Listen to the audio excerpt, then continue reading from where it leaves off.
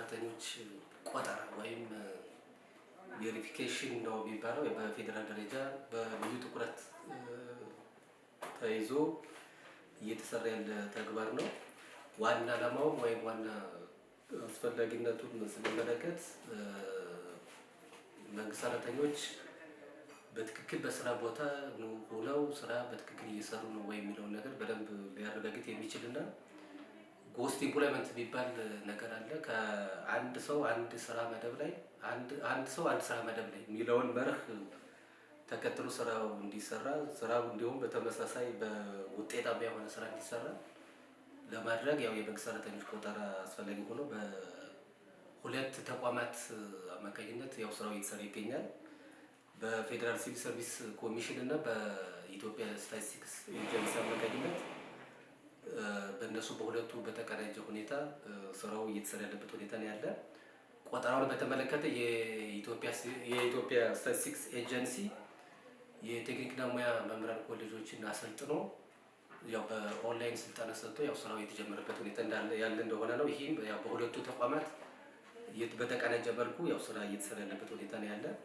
ዋና እንትኑም ያው ውጤታማ ስራ ወይም የተሻለ ስራ እንዲሰራ ለማስቻል እንደሆነ ነው። በዛ ልክ አስፈላጊነቱ ሆኖ እየተሰራ ያለበት ሁኔታ ነው ያለ ማለት ነው። በሌላ መልኩ ደግሞ የመንግስትን ወጪም ጭምር ለመቆጠብ ጭምር እንደሆነ ማለት ነው። ይሄ ማለት ምንድነው? ጎስት ኢምፕሎይመንት ብለን ቅድም ያነሳነው ነገር አለ። አንድ ሰው ከአንድ ቋሚ መንግስት ሰራተኛ ከሁለት ቦታ ስራ መስራት መቻል ስለሌለበት አንድ ሰው አንድ ስራ መደብ ላይ እስከሆነ ድረስ አንድ መደብ ላይ ሆኖ ከሰራ ስራው ውጤታማ እንዲሆን ይደረጋል።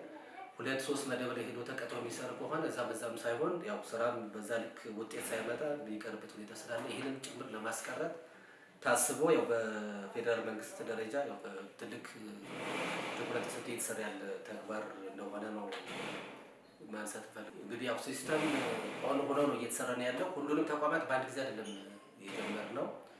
ሲስተም ከላይ ተቋማትን ሰሌክት አድርጎ ያስገባል። እነሱን በቅደም ተከተል ይሄን ያለንበት ሁኔታ ነው ያለ። በአጠቃላይ እንደ ወረዳችን እንደኛ ወረዳ ወደ መምህራን ጨምሮ ሌሎች እነዚህ የክልል ተጣሪ ተቋማትን ጨምሮ ወደ 2665 ሲቪል ሰርቫንቶች አሉ። ከዛ ውጭ ደግሞ በሲቪል ሰርቪስ የሚተዳደሩ ደግሞ ወደ 969 ተሾሚዎችን ጨምሮ 969 መንግስት ሰራተኞች አሉ።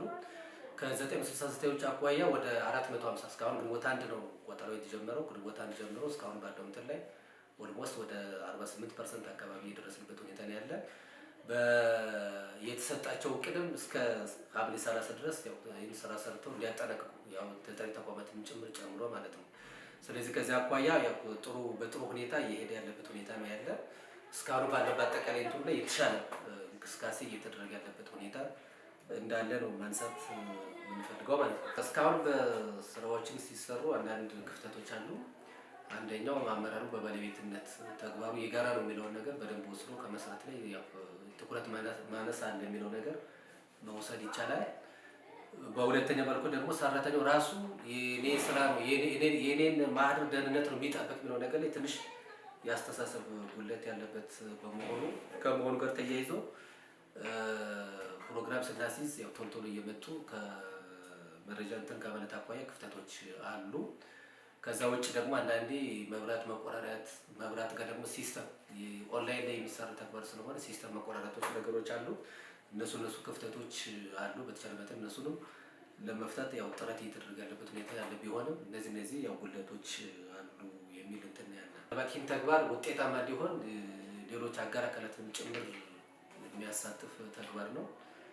በሚዲያም መታጀብ መቻል አለበት። እንዲሁም ኮር አመራር በግብረ ኃይል በነገራችን በግብረ ኃይል አለ የዚህ ተግባር ማለት ነው።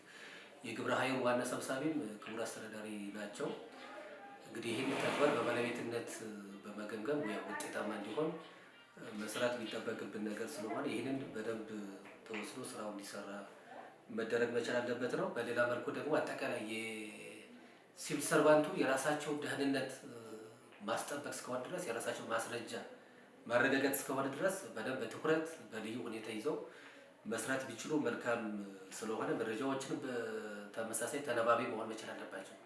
አሁን ማህደር ላይ ኑሮ በእጅ ላይ ያለ ሊኖር ይችላል። እነሱን ጭምር መረጃዎችን ይዞ መጥቶ ከማስሞላት አኳያ አንዳንድ ክፍተቶች ስለሚታዩ እነሱን በደንብ በትኩረት ይዘው መስራት መቻል አለበት። ይህ ተግባር ውጤታማ እንዲሆን 100% አቺቭ እንዲሆን ያው የሚመለከታቸው አካላት ሁሉ ሊሳተፉ ይገባል የሚለው በተለይ የተቋማት አመራሮች ይህን በባለቤትነት ወስዶ የጋራ ተግባር እስከሆነ ድረስ መስራት መቻል አለባቸው የሚል አጠቃላይ